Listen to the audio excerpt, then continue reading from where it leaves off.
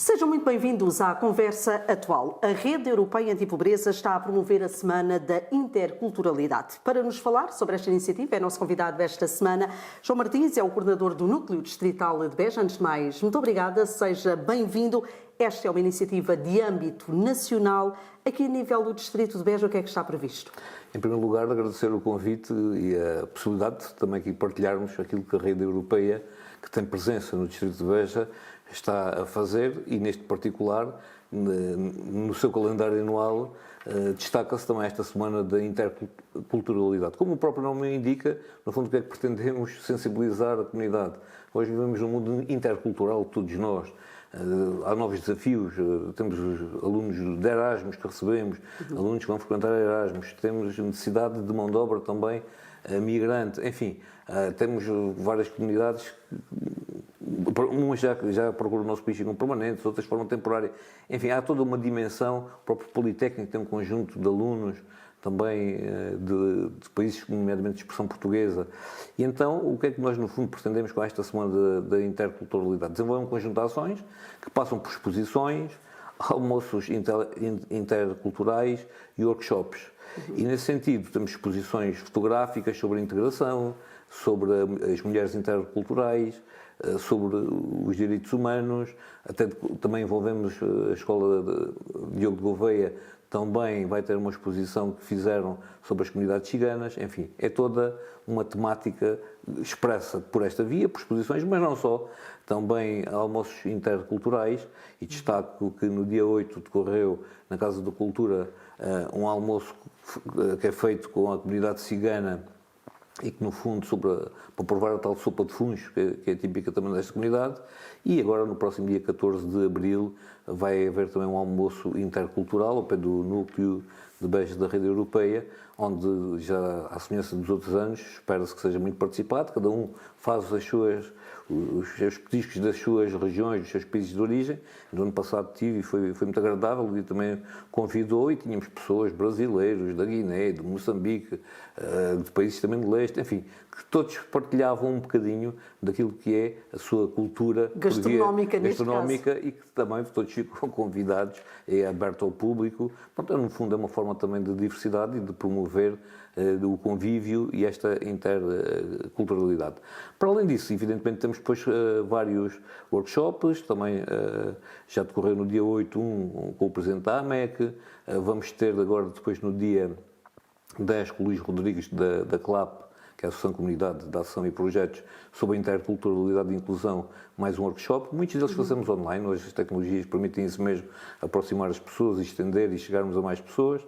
E vamos ter depois no dia 14, também com uma figura subejamente conhecida a nível nacional, sobre a outrificação, também um workshop, isto no dia 14, também online, com o Rui Marques, que foi ex-comissário, como se sabe, para as migrações e que também tem colaborado aqui também até com Beja, noutros domínios, e por isso vamos a mais um workshop. Por isso são várias atividades em simultâneo, em paralelo, muitas delas em articulação com outras entidades, que no fundo pretendem isso mesmo, que é promover esta interculturalidade, esta nova realidade que, pronto, também gostamos de ser bem acolhidos lá fora, também temos que bem acolher e perceber essa mesma diversidade e sensibilizar, inclusive as camadas mais jovens, e por isso, como dizia há pouco, as escolas também e os jovens também estarem envolvidos nesta temática. Ora, nesta semana, por aquilo que eu percebi, estão então incluídas várias entidades que colaboram com a Rede Europeia Antipobreza. É também o reflexo do trabalho que vai desenvolvendo ao longo do ano,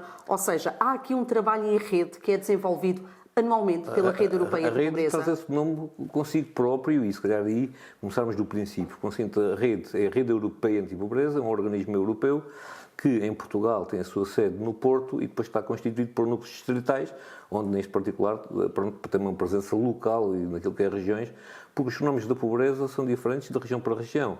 E aí entramos naquilo que é um pouco a missão da Rede Europeia. E qual é a missão? Combater a pobreza e a exclusão social, e que há um trabalho também de trabalho em rede com as entidades.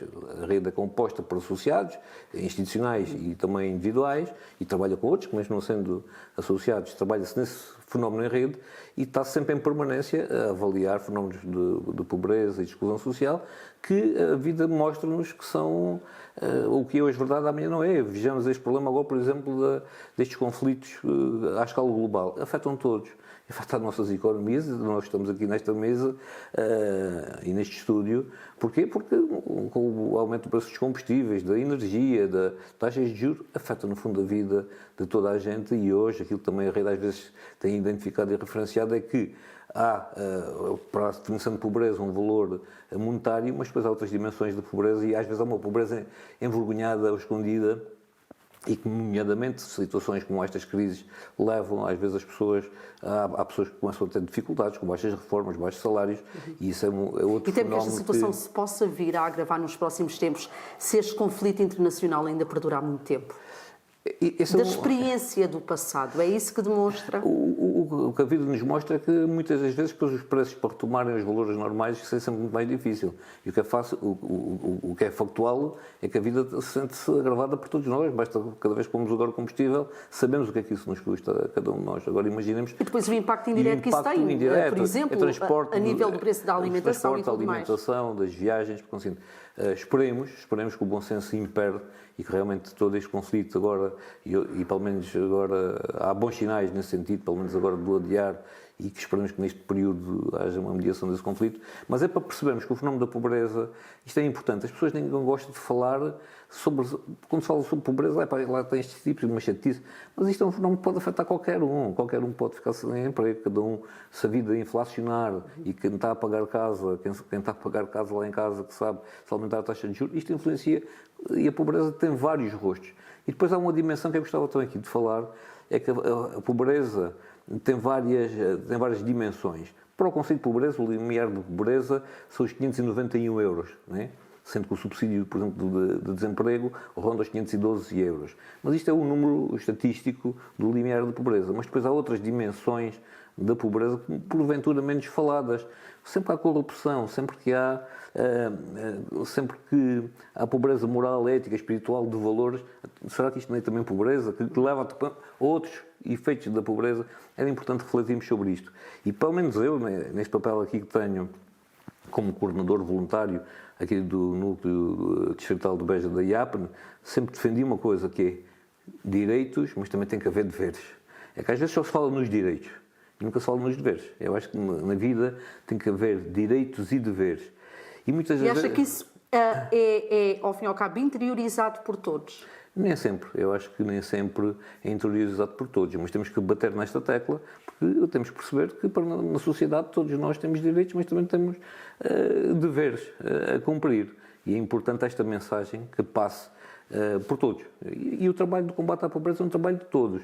A nível individual, cada um não sendo indiferente a situações de pobreza, a nível institucional, este trabalho em rede, na identificação, no mapeamento e no apontar de soluções, isso também tem sido um trabalho que a rede tem feito, mas gostaria de parar aqui um ponto, nesta parte desta pobreza moral, ética, espiritual e de valores, que muitas das vezes é esta que leva depois a outros fenómenos de pobreza, sempre que se está a escravizar alguém, sempre que se está a abusar de alguém, sempre que há corrupção. Isso é também uma pobreza, e às vezes não é tanto falada.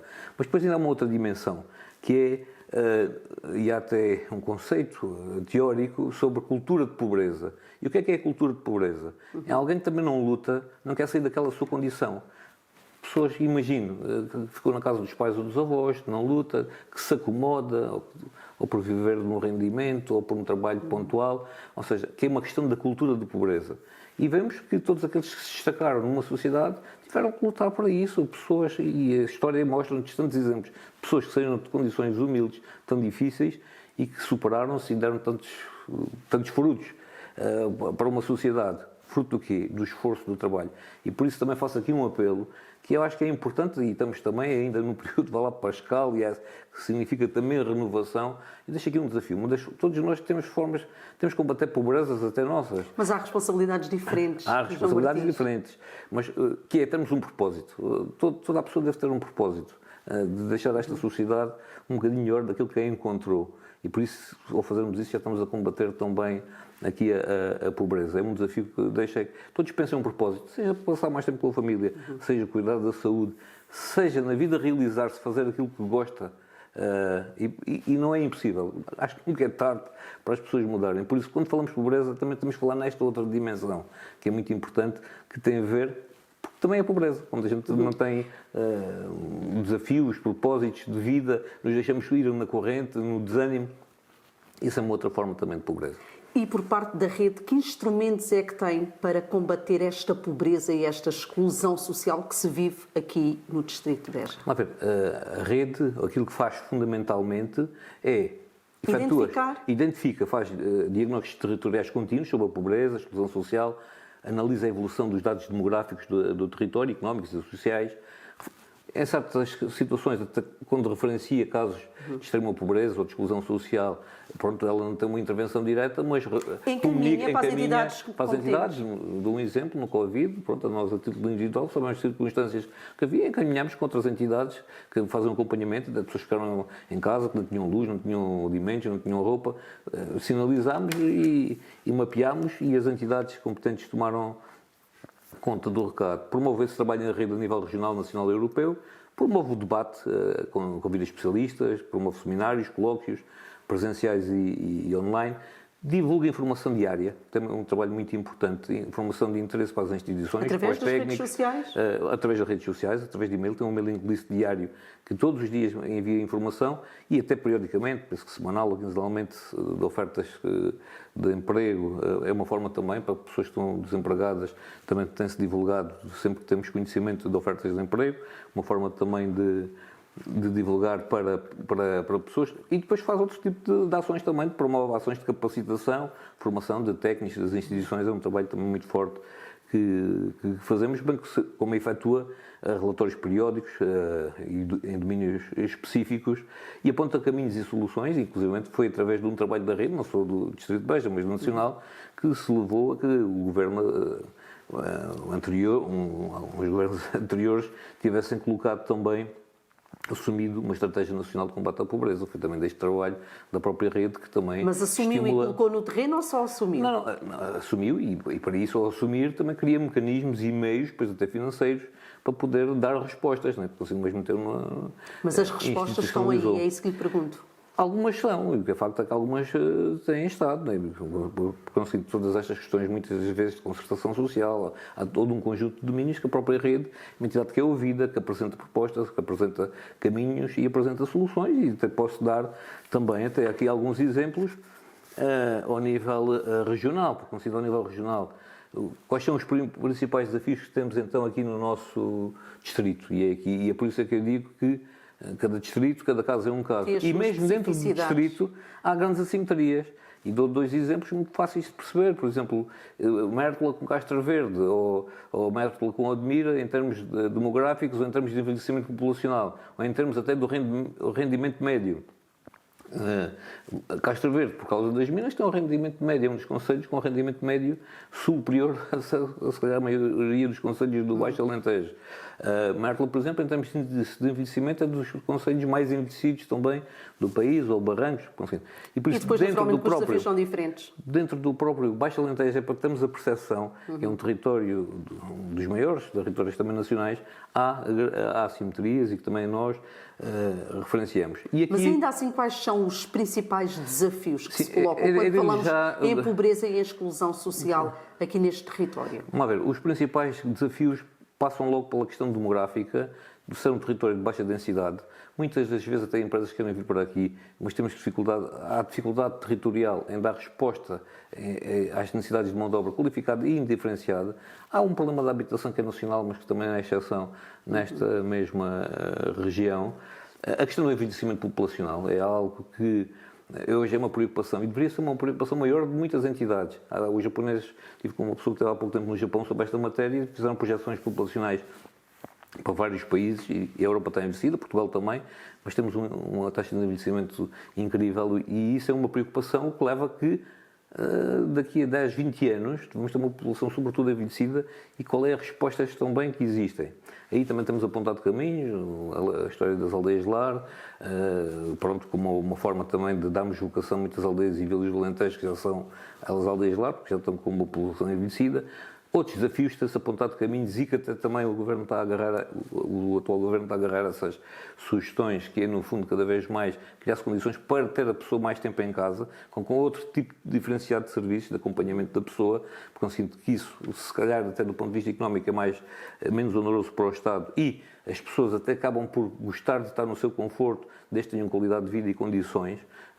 Essa é outra perspectiva. Por isso... E a imigração vem agravar esta situação ou esta é uma falsa questão, João Martins? Vamos lá ver, a imigração é um fenómeno que a Europa toda ela sofre esse fenómeno e também aqui, por isso tinha aqui também na minha lista daquilo que são as questões territoriais. Por isso começava por esta demografia, que parece não, mas é muito importante. Sem pessoas não há desenvolvimento e temos que pensar o que é que são muitas aldeias e vilas no nosso Alentejo se ficarem com casos de choque de volutas e sem pessoas, e por isso essa é uma dimensão que por nós nos preocupa, bem como as pessoas envelhecidas que se têm de dar resposta. E também estas questões da natalidade. Mas depois, e isto leva a esse segundo ponto, ou seja, o facto de não haver pessoas leva a que o país tenha necessidade de mão de obra. Mas quando a gente fala em mão de obra, falamos de catáca na qualificada, que essa é uma outra dimensão, que temos que ter condições para atrair jovens e jovens talentos, e os nossos, para cá ficarem, e depois temos a mão de obra indiferenciada. E por isso, ainda recentemente, no Politécnico, a rede promoveu, penso que há cerca de 2-3 semanas, precisamente um seminário sobre os desafios emergentes, onde estava, nomeadamente, esta questão da imigração. E por isso, e aí também estamos a apontar caminhos. Vamos ver como é que outros casos de sucesso, vimos como em Espanha conseguiram ultrapassar esta questão e temos que falar sem tabus. Por exemplo, os espanhóis têm sem tabus uma questão que os portugueses sempre foram trabalhar para fora temporariamente para a campanha da apanha da maçã e tudo mais. E os espanhóis perceberam que muitas das vezes a agricultura, sendo a atividade que necessita de muita mão de obra, mas não consegue muitas das vezes ocupar essa mão de obra todo o ano. E por isso há duas dimensões que temos que começar a separar. Às vezes temos uma política nacional que é igual para todo o país, quando há realidades diferentes. Por exemplo, há países que separam as políticas de desemprego entre regiões metropolitanas e zonas rurais. Porquê? Precisamente por isso. Uma zona rural tem uma mão de obra sazonal e tem que se calhar ser compensado por outras medidas. E é importante, do ponto de vista, seguir esses bons exemplos. Estes bons exemplos. E no caso dos espanhóis, eles têm, por exemplo, uma lógica também de trabalhadores temporários, porque chegaram à conclusão que em algumas atividades não conseguem garantir a empregabilidade durante todo o ano. E então há uma contratação na origem, há uma resposta em que ficam só no país até 8 meses e até são os empresários agrícolas que também fazem esse recrutamento. Mas aqui há depois diferenças até legislativas, embora sejam dois países que estão dentro da Comissão. Por exemplo, em Portugal, e voltamos à questão da habitação, enquanto que, por exemplo, em Espanha há a possibilidade de habitação bem, para estes trabalhadores na exploração agrícola e até com contentores, que muitas das vezes, às vezes, isto é um mito. Há contentores com melhores condições que as casas que muitos dos imigrantes hoje vivem. E em Espanha isso acontece, quer dizer, e facilita processos até de integração e tudo mais.